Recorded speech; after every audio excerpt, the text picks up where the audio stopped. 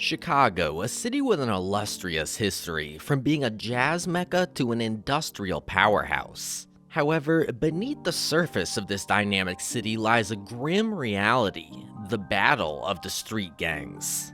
Welcome back to our exploration of the underworld, where we uncover the origins, development, and current state of the notorious gangs of Chicago, the Black Disciples, BDs, and the Gangster Disciples, GDs. The birth of the Disciples. In the bustling mid-20th century, within the heart of America's third largest city, Chicago, a dangerous underworld began to take form.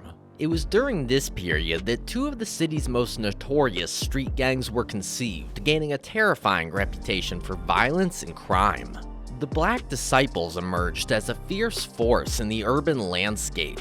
This gang, which ultimately commanded respect and incited fear across the city, was not a singular entity from the outset. Instead, it was the result of an amalgamation of several smaller and less powerful gangs. It was under the strong leadership of the charismatic and fearless David Barksdale that these disparate entities unified, forming a far more menacing threat. Barksdale, known for his leadership abilities and strategic acumen, galvanized this conglomerate of minor factions into a single intimidating entity that held an iron grip over specific areas of the city. Meanwhile, a parallel formation was underway. The Gangster Disciples were founded by the ambitious Larry Hoover, a man with a vision that transcended the typical expectations of street credibility and territorial control. Hoover aspired for more than just running a local gang. He envisioned an empire. His ambition was to create an organized, efficient network that operated on the principles of a business model. Under Hoover's direction, the Gangster Disciples evolved into a highly structured entity that not only ruled the streets, but also sought to influence social and political landscapes. These two prominent gangs, the Black Disciples and the Gangster Disciples, under the leadership of their respective leaders, David Barksdale and Larry Hoover, came into existence during the mid-20th century. Together, they redefined the concept of street gangs, introducing a new era of crime and violence to the streets of Chicago: the Turf Wars. As the influence of these street gangs solidified, Chicago quickly transformed into a veritable war zone. The city's urban landscape became a chessboard of crime and violence, with each gang marking their territory in the most visceral ways. Armed with cans of spray paint and a brash audacity, they laid claim to their respective domains.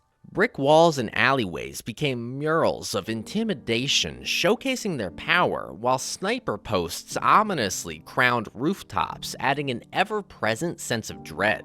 The statistics painted an equally grim picture. The casualty count began to mount at a distressing rate, with hundreds of innocent lives lost or irrevocably damaged due to shootings or stabbings. Certain neighborhoods, tightly gripped by the iron fist of these gangs, witnessed an alarming surge in violent crime.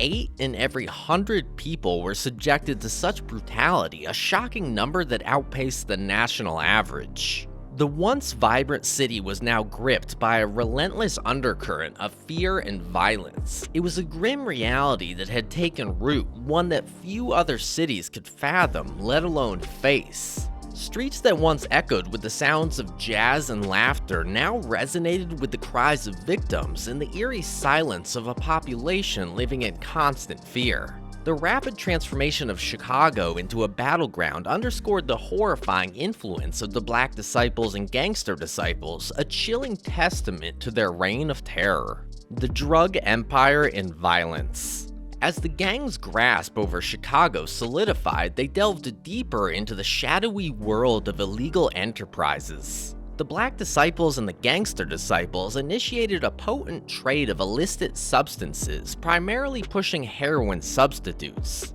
The sale of teas and blues, street terms for these drugs, became rampant, flowing through the veins of Chicago's gritty streets. With every dime bag exchanged for crumpled bills, their coffers swelled. The surge in profits directly paralleled a devastating rise in violence. The gangs asserted their dominance not just on the streets, but within the prison walls as well, effectively controlling both the free and incarcerated populations. One of the most poignant manifestations of their control was the Cabrini Green Housing Project. Once intended as a beacon of hope for the less fortunate, the housing project was transformed into a perilous battlefield. The echoes of gunshots and sirens replaced the laughter of children, a chilling testament to the gang's ruthlessness.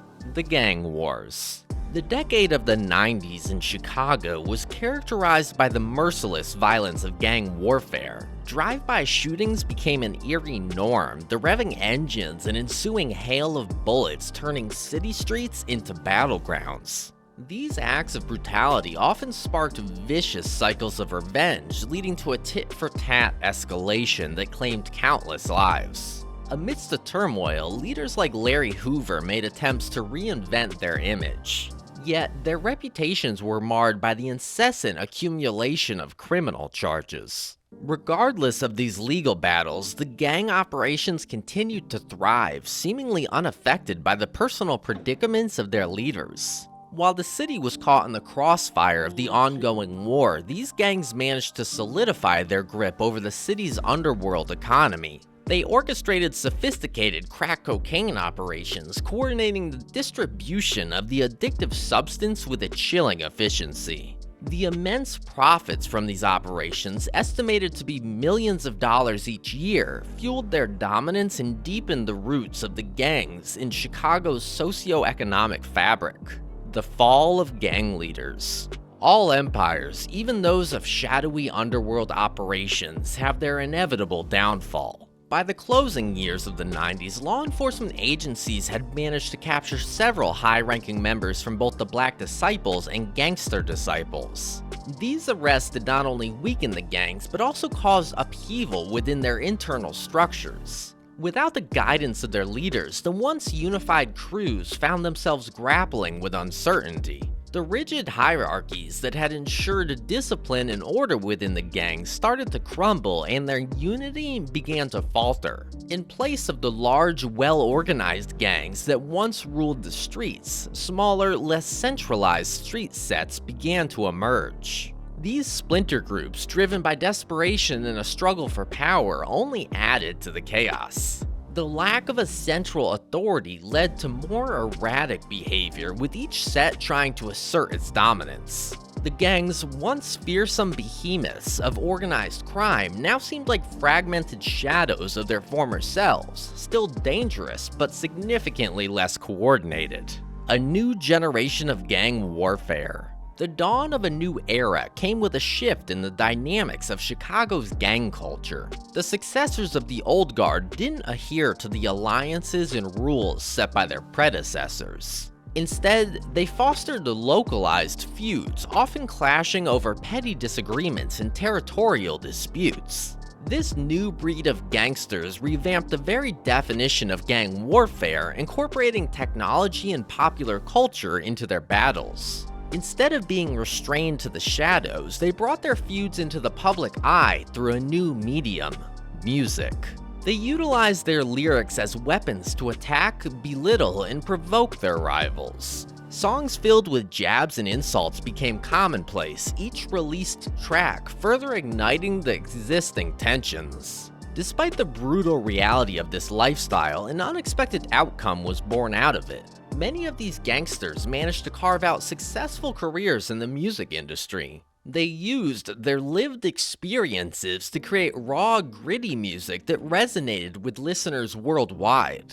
These unexpected music stars not only gained wealth and celebrity, but also inadvertently spotlighted the grim reality of Chicago's gang culture to a global audience. The story of Chicago's terrifying gangs is far from over. With new generations rising and the city continuing to grapple with gang violence, the legacy of the Black Disciples and Gangster Disciples continues to echo through the streets of Chicago. Join us next time as we delve further into the modern-day feuds of these notorious gangs and their influence on the music world.